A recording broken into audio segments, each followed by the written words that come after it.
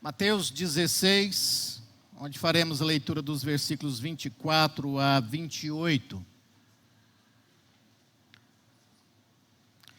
Abra a sua Bíblia no Evangelho segundo Mateus, capítulo 16, dos versículos 24 a 28.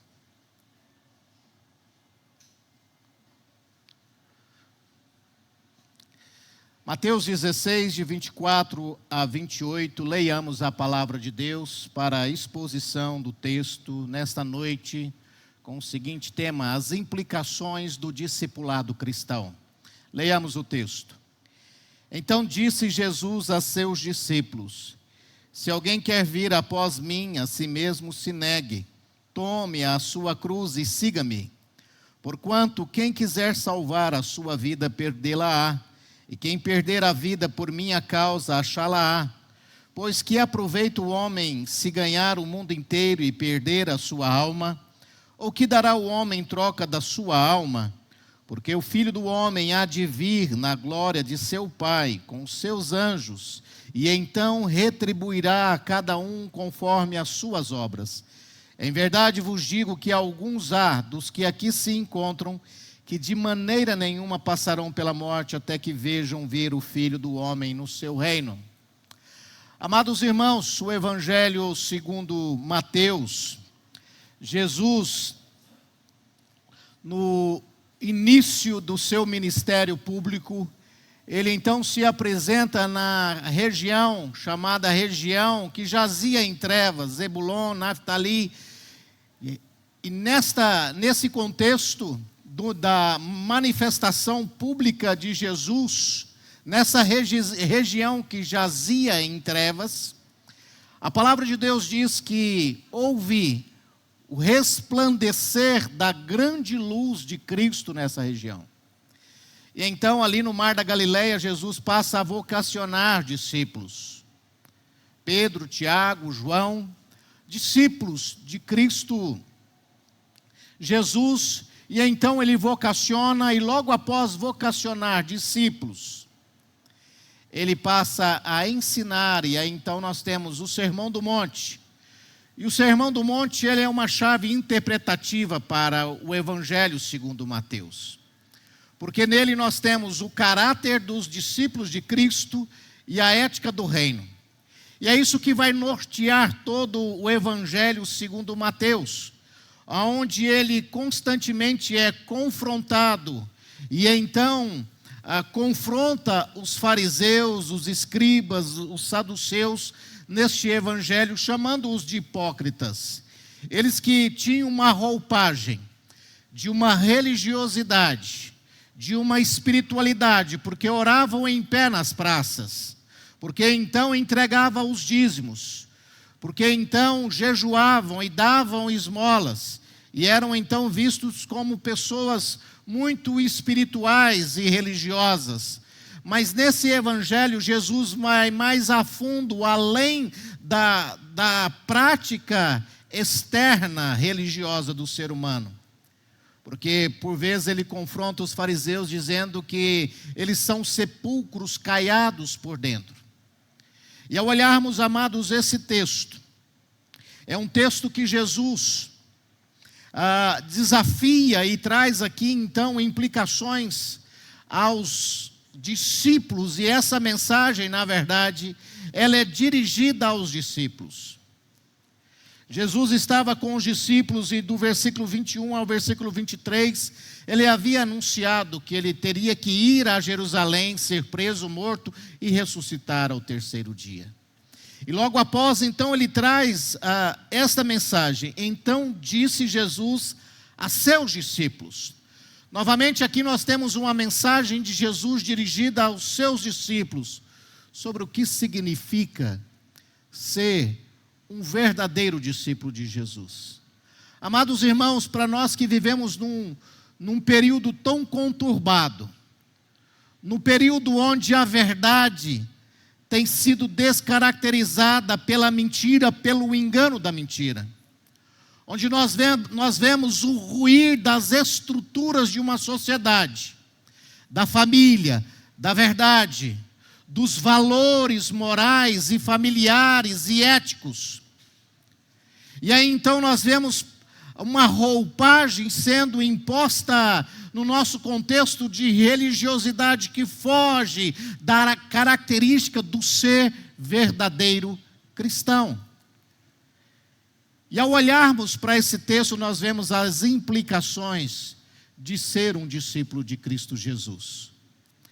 E aqui então eu quero expor aos amados irmãos a respeito destas implicações nesta noite, ensinadas por Jesus Cristo, porque então ele dirige aos seus discípulos.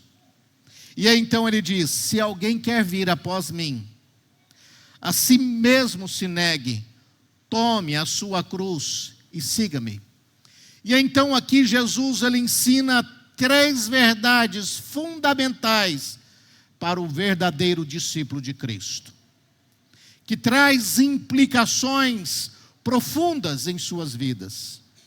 E então a primeira implicação na vida de um verdadeiro discípulo, ensinado por Jesus Cristo nesse texto, é negar-se a si mesmo. Essa é a primeira implicação radical para nós então sermos encontrados como verdadeiros discípulos de Jesus. Veja só que a palavra de Deus aqui fala sobre negar-se, a si mesmo se negue.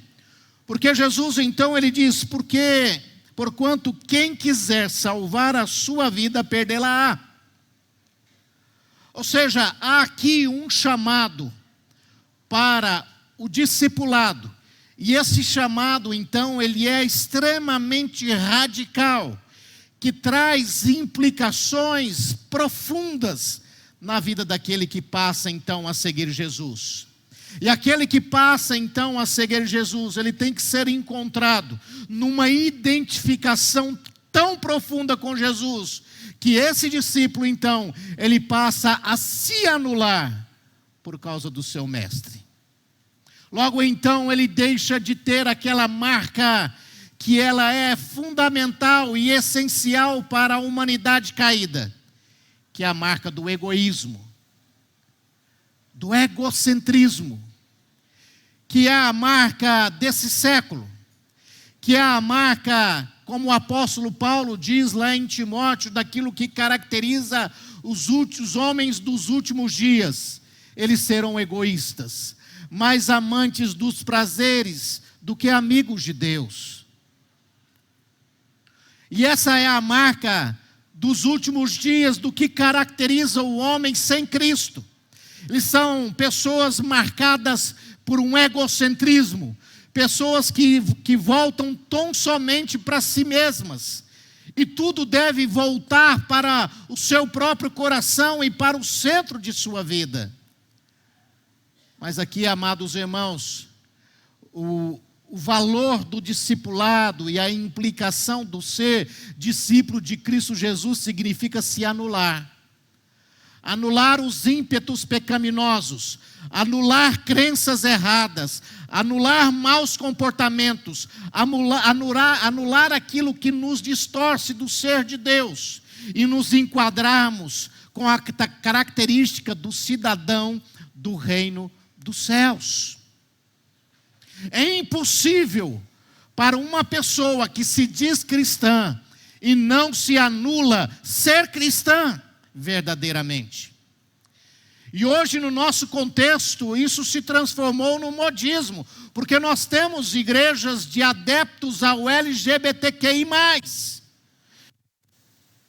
Nós temos igrejas que são adeptas a práticas tão incondizentes com o reino e com o caráter de Deus, e as pessoas estão querendo acomodar a mensagem cristã aos seus comportamentos pecaminosos e contrários à santidade e à pessoa de Jesus.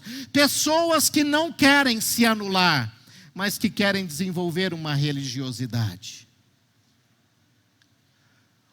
O Evangelho segundo Mateus, a mensagem dele ela é tão radical e profunda que não há meio termo, amados irmãos. Não há como nós cochearmos entre dois pensamentos ou entre duas práticas, numa dicotomia de vida. Há uma radicalidade do Evangelho, de renúncia, de abandono do pecado. Nós não podemos servir a dois senhores. Ou nós amaremos um e odiaremos o outro, ou nos devotaremos um e desprezaremos o outro. Não há meio termo, como as pessoas querem encontrar hoje para o cristianismo. Não existe meio termo. Ou é algo, ou é uma coisa, ou é outra. Ou é um Senhor, ou é o outro. Ou nós amaremos a Cristo e viveremos para Ele, ou então nós o odiaremos. E veja só como o Evangelho é radical. Se nós não amarmos a Cristo, nós o odiaremos. Por quê? Porque Jesus virá de encontro ao nosso mau comportamento, às nossas más escolhas de nossas vidas, e nos confrontará dizendo: abandone, renuncie, e então Ele se tornará nosso inimigo. É por isso que Ele é odiado. É odiado por movimentos que promovem a iniquidade, a perversidade, a impureza. Não basta criar uma roupagem religiosa de oração, de jejum e de dar esmola. Radicalmente, nós temos que renunciar a nós mesmos. Quem quiser ganhar a sua vida, ou seja, não, eu quero aqui acomodar, eu quero então preservar a minha vida. Eu não quero me expor, eu não quero me indispor com as pessoas. Eu quero então me adequar e estar bem confortável no mundo que eu vivo. Você vai perder a sua vida. Quem assim deseja ganhá-la, não rompendo com a iniquidade, com a impureza, com o mau comportamento, vai perder a sua vida. Agora, quem perder a sua vida, ganhá-la por amor a Cristo, por causa de Jesus.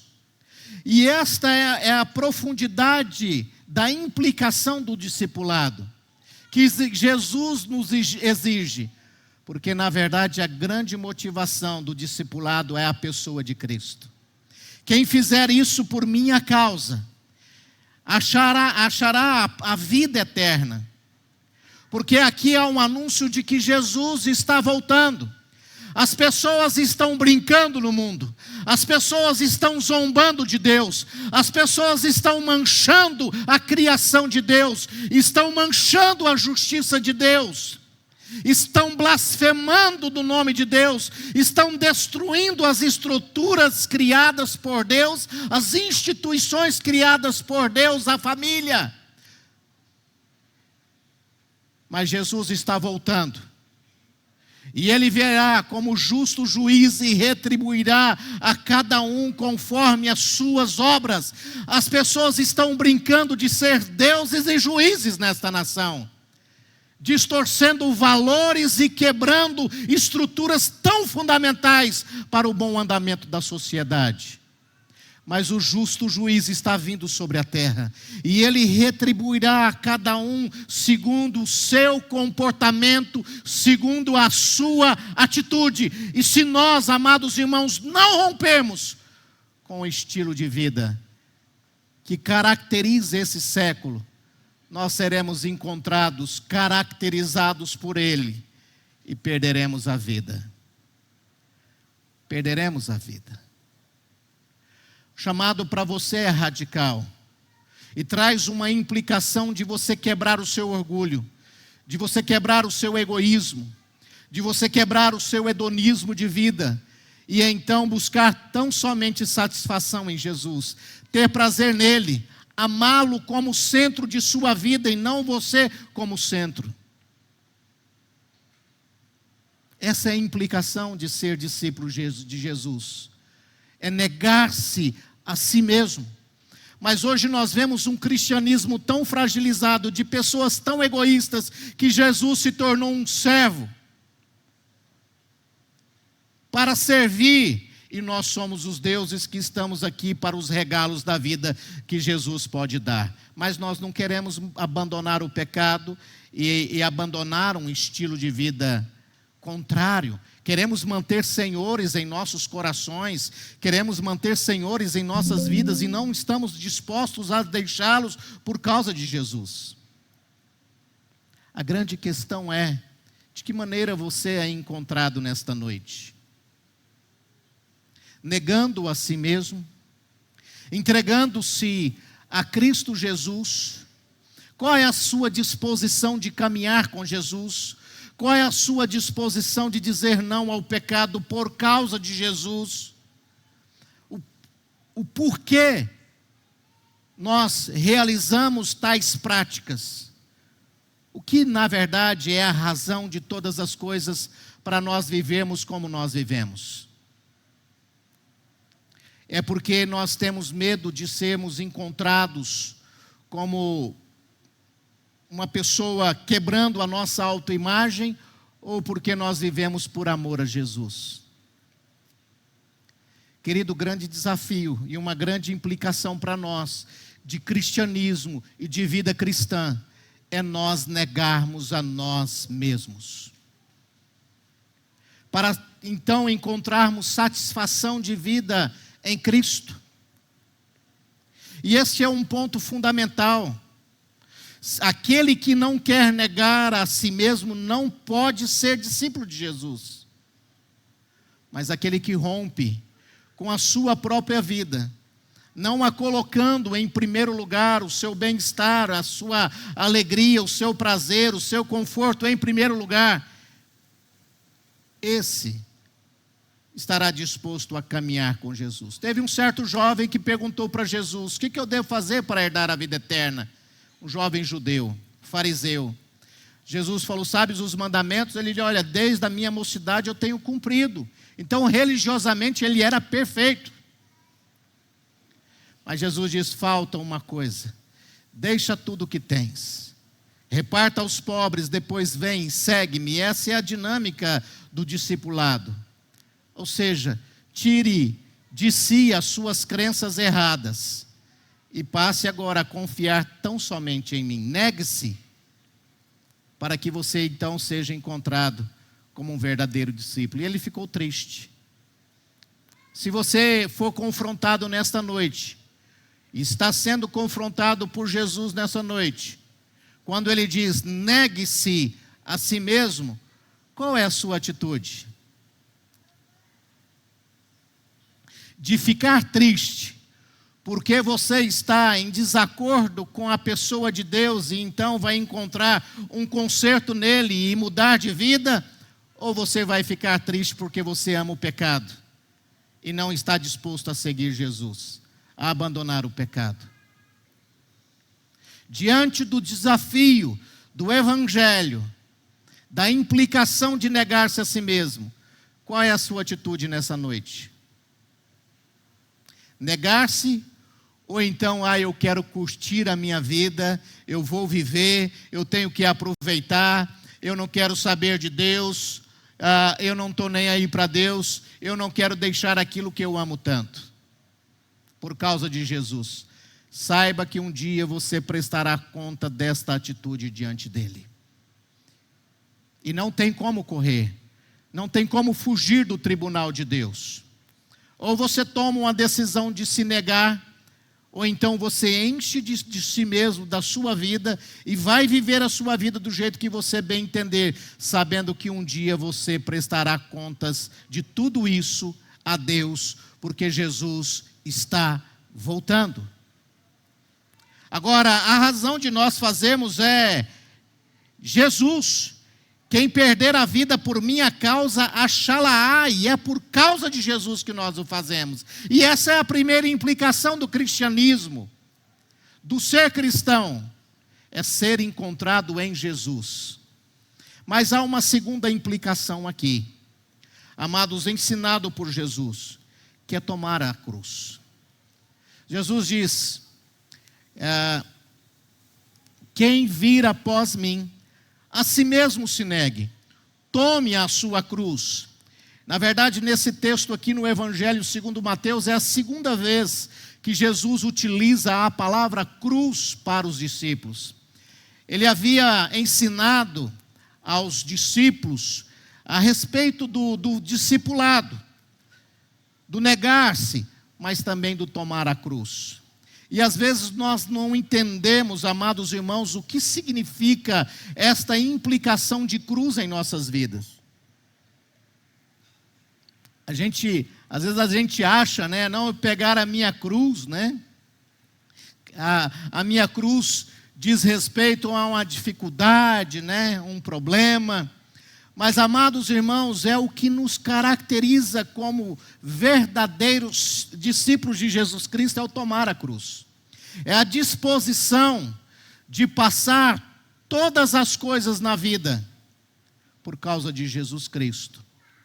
A palavra de Deus, amados irmãos, quando expõe, né, o livro de Hebreus fala sobre Jesus Cristo, sobre o sumo sacerdócio de Cristo Jesus.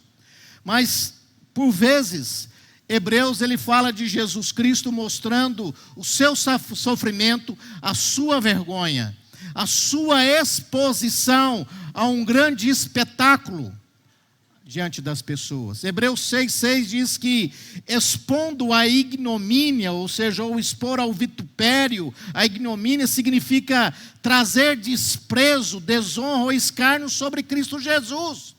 Jesus, então, ele se expõe à vergonha, ao escárnio. As pessoas, então, começam a escarnecer de sua pessoa, porque o ser colocado na cruz era algo extremamente terrível naquela época, imposto pelos romanos. Hebreus 11:26 fala sobre o opróbrio de Cristo e refere-se ao desprezo, à desonra, à humilhação que Jesus Cristo enfrentou durante sua vida terrena. Também fala que ele não fez caso da sua ignomínia, da sua humilhação, do escárnio, do desprezo das pessoas, da rejeição das pessoas, da maldade das pessoas, porque então ele levou sobre si as nossas dores e enfermidades. E então Jesus se expôs como um grande espetáculo, desonroso, cheio de humilhação, de vergonha, diante das pessoas, ele sendo o Deus criador dos céus e da terra, o Deus santo, o Deus soberano e todo-poderoso. Então ele se sujeita à escória da humanidade que somos nós, para passar por esse vitupério, por essa ignomínia, que ele se expõe à humilhação, para morrer a nossa morte e nos dar a vida eterna. E aí então Jesus diz: tome a sua cruz. Veja só que no versículo 21 ele fala exatamente sobre a sua morte, sobre o ser crucificado. E na verdade aqui não é um caminho que ele está seguindo de forma cega, sem saber o que aconteceria com ele. Ele sabia de tudo aquilo que iria acontecer com ele, da exposição vexatória dele diante das pessoas, dele ser torturado, massacrado em suas costas, no chicote do soldado romano, a sua cabeça que foi perfurada por cravos de espinho, os seus braços e os seus pés que foram perfurados por pregos, e ele que foi então colocado no lugar de malditos, ladrões, escravos, insignificantes. Os romanos não eram dignos de serem crucificados. Passar pela morte de cruz eram a escória e as pessoas. Essa era uma prática romana naquele contexto, amados irmãos. A crucificação empregada por Roma era o meio mais cruel de execução. Não era utilizado para cidadãos romanos, mas para marginais sociopolíticos, tais como estrangeiros, rebeldes, criminosos, violentos e ladrões.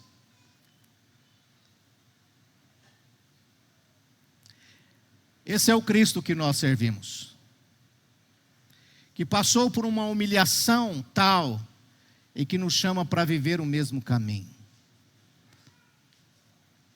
O convite escandaloso, o convite vital de Cristo e radical de Jesus é para nós tomarmos a cruz e segui-lo em um caminho chamado para o martírio, a morrer como ele.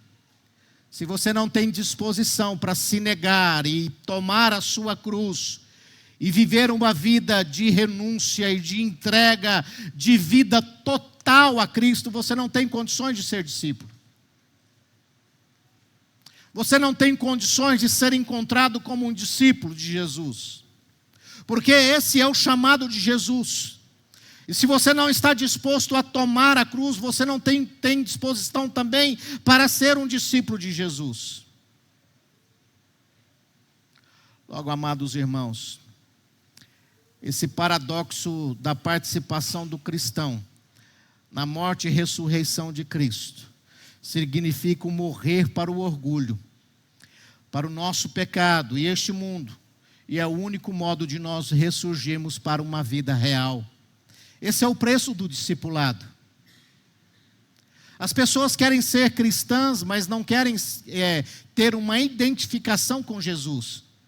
Querem viver uma vida de vitória, de prosperidade, de bênção e de riqueza, mas não querem padecer por causa de Jesus.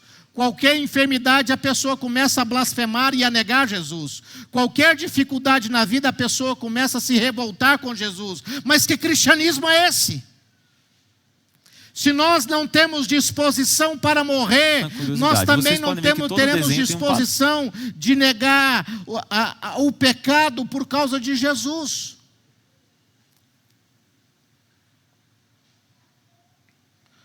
Tome a sua cruz. Se exponha. Jesus diz que aquele que se envergonhar dele diante dos homens, aquele que não o confessar diante dos homens, ele não o confessará diante do Pai. E esse é o grande desafio, queridos. Que Pedro não entendeu nesse momento, porque Pedro, no versículo 22, diz que chamando Jesus à parte, começou a reprová-lo, dizendo: tem compaixão de ti, Senhor, isso de modo algum te acontecerá.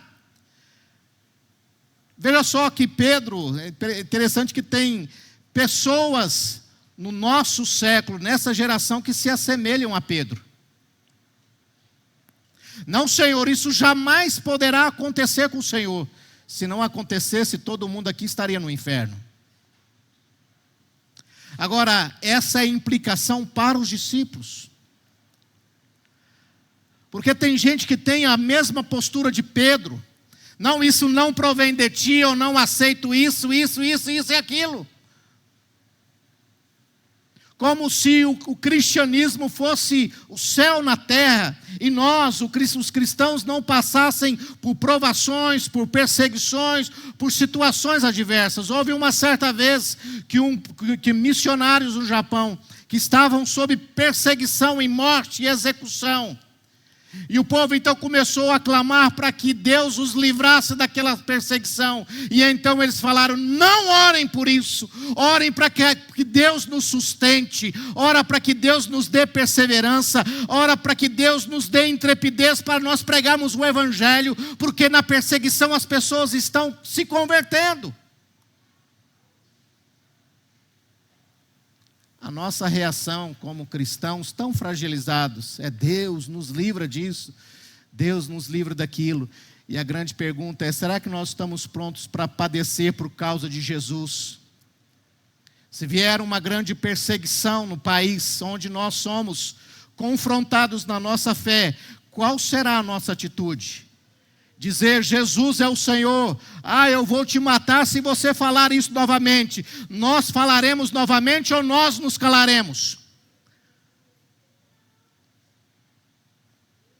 Tem muita gente se dobrando a movimentos sociais e políticos, porque amam mais os homens do que a Deus, e não estão percebendo e estão cegos do cenário que está acontecendo no nosso país. Eu comecei a estudar, na verdade eu estou estudando, Apocalipse. Nessa semana eu falei sobre a primeira besta de Apocalipse. E observa como os modus operandi são os mesmos ao longo da história do anticristo. da instrumentalidade de pessoas por Satanás, do enganar pessoas, do trazer engano, de impor quebras de valores. Nós precisamos, amados irmãos, como igreja, nos levantar e dizer: nós estamos dispostos na nossa nação a tomar a nossa cruz e nos tornarmos mártires por causa de Jesus, por causa do Evangelho, por causa da salvação em Cristo, para que pessoas sejam salvas em Cristo Jesus, e não criarmos uma roupagem de acomodação, dizendo que está tudo certo, porque não está. O discípulo de Cristo Jesus, ele está disposto a seguir por um caminho de martírio, de ir à cruz e morrer com Jesus. Mas morrer com Jesus e viver com Jesus, e não negar com Jesus e morrer para Ele. Pedro, amados irmãos, quando ele confronta Jesus aqui, Jesus repreende Satanás em Pedro. E ele diz: olha, você cogita das coisas dos homens e não de Deus. Mas só que lá na frente, diz a história, que Pedro foi executado por uma morte de ignomínia, de humilhação e vergonha, como um escravo, como um ladrão, como um transgressor, porque ele pregava Jesus. E aí então diz a história que Pedro disse: eu não quero morrer como meu mestre, eu não sou digno de morrer como meu mestre, me crucifica de cabeça para baixo. Qual seria a sua reação se você estivesse no mesmo lugar de Pedro? Você vai continuar pregando Jesus? Se você continuar pregando Jesus, eu vou te prender. Como ele, na primeira prisão, as pessoas, os sacerdotes falaram: olha, nós vamos libertar vocês, mas vocês não podem falar mais de Jesus. E eles continuaram falando. E a igreja precisa continuar falando, porque é isso que nos caracteriza, amados, como verdadeiros discípulos de Jesus. Tomarmos a nossa cruz e estarmos dispostos a caminhar com Jesus de maneira tal que Ele nos instrumentalize para aquilo que Ele bem quiser, ainda que seja com a nossa própria vida, para darmos testemunho do Evangelho. Mas há uma terceira implicação aqui, nesse texto, que é uma outra implicação radical, que muitas pessoas elas não entendem, e por isso não vivem a dimensão do Evangelho de Cristo Jesus em suas vidas, que é segui-lo. Negue-se. Tem muita gente que é religiosa, que pode até dizer que segue a Jesus, mas por causa de uma religiosidade. Mas o grande referencial do cristianismo é a pessoa de Jesus. E aqui nós somos então chamados para sermos encontrados nele. A dinâmica do Evangelho segundo Mateus, essa também é a segunda vez que Jesus, na verdade, por todo o Evangelho, Jesus ele traz esse verbo de seguir. Na primeira vez que ele se apresenta diante dos discípulos, ele diz: vinde após mim e eu vos farei pescadores de homens. E então novamente nós temos Jesus falando e ensinando aos seus discípulos sobre segui-lo. Sobre segui-lo, de maneira que nós sejamos encontrados e identificados nele. E essa palavra seguir significa passar para trás ou após de. O discipulado cristão, ele é identificado como tendo Jesus como referencial de vida, então ele vai à frente. E eu atrás. Tendo-o como modelo para a minha vida, como meu mestre a me ensinar, e então eu sou apenas o aprendiz. Eu não sou questionador e confrontador, como Pedro foi aqui. Senhor, olha, eu quero te repreender, eu quero te advertir que isso não pode acontecer com o Senhor.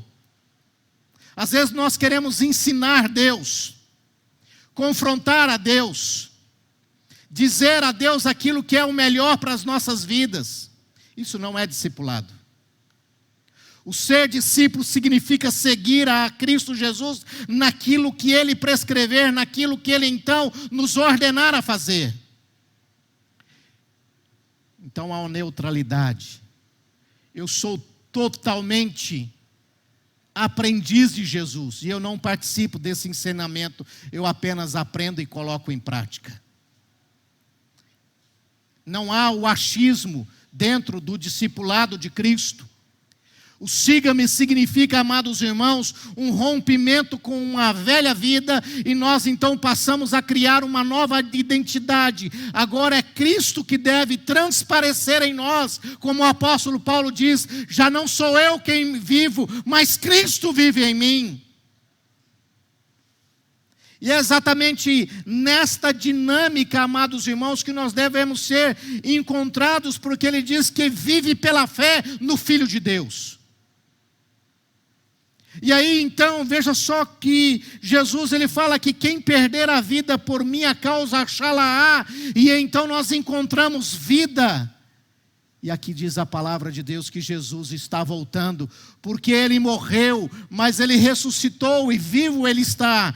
Então haverá um encontro dos seus discípulos com Ele. E essa é a importância da radicalidade. Porque Jesus não vem buscar religioso. Jesus não vem buscar discípulo autônomo. Jesus não vem buscar discípulo falso. Jesus vem buscar aqueles que receberam em suas vidas uma grande transformação e que então vivenciaram essas implicações do se negar, do tomar a cruz e de seguir a Jesus. Você quer ir para o inferno? Vai! Essa é a dinâmica. Romanos 1. Vocês querem ser homossexuais? Sejam. Mas haverá o juízo vindouro de Deus sobre a terra. As pessoas ficam falando que nós somos homofóbicos. Não. Somos homofóbicos. Deus é homofóbico? Não. Deus diz, vocês querem viver as paixões infames? Vão.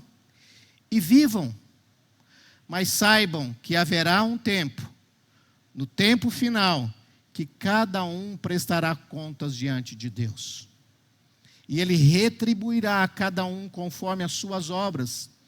Você quer viver a vida do jeito que você quer? Viva. Mas saiba que se você não seguir a Cristo como Ele quer, Ele retribuirá a você tudo aquilo que você escolheu e viveu na sua vida.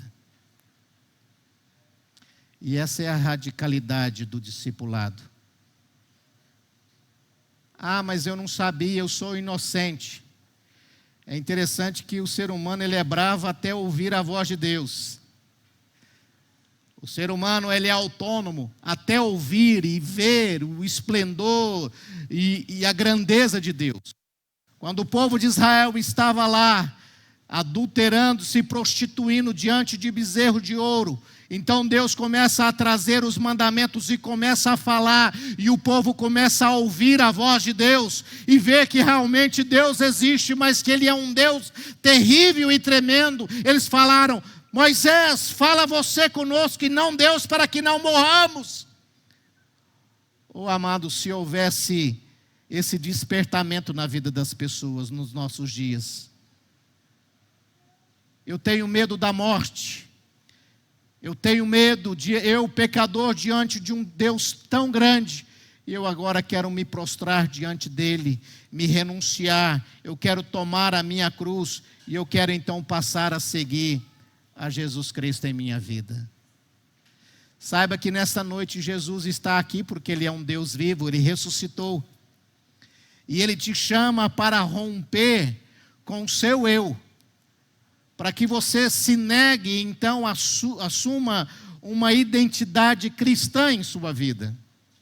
E Ele quer então que você tome a sua cruz e haja em você disposição para morrer e se entregar completamente a Ele. E Ele quer então que você seja encontrado em união vital com Ele, mas como um seguidor, como aquele que anda atrás dele, não com autonomia, mas com total submissão a Ele, Cristo Jesus. Que o Senhor te abençoe e que essas implicações sejam encontradas em sua vida. E que você se disponha a caminhar esse discipulado ensinado por Jesus. Porque o Evangelho é radical. O Evangelho não há meio termo. Ou é céu ou é inferno. Ou é Cristo ou são os senhores da vida. Mas os senhores da vida nos levam à morte. Cristo nos leva à vida e à vida eterna. Deus nos abençoe.